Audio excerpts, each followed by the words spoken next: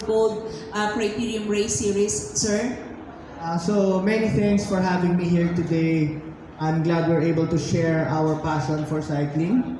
I'd like to thank muna yung mga sponsors namin who helped make this event possible, our events possible. Of course, PCSO, Scratch Shaking, Go for Gold, C Booster C, NLEX, SCTEX, NLEX Connector, Majin, Hytera, Shimano, Spin Cycle, Neo Sigma, Cycles and Brew, BCDA, Clark Freeport, New Clark City, City de Mare, Gatorade, CCLX, IPI, CCN, Omega Advanced Spray, Midas Smart Resources Corporation, MVP Sports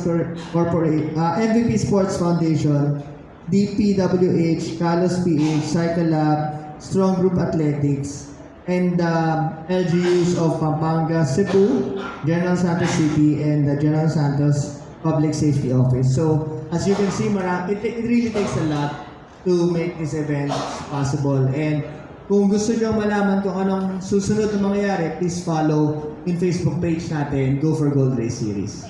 Wow, looking forward, Sir Jeremy, sa bigger, better Go for Gold races next year. More power, and thank you very much for supporting us. Thank you, thank you. Babalik po ang PSA Sports Forum with this special announcement and updates from Philippine Sports Commission Chairman Richard Pacman. See you in a while.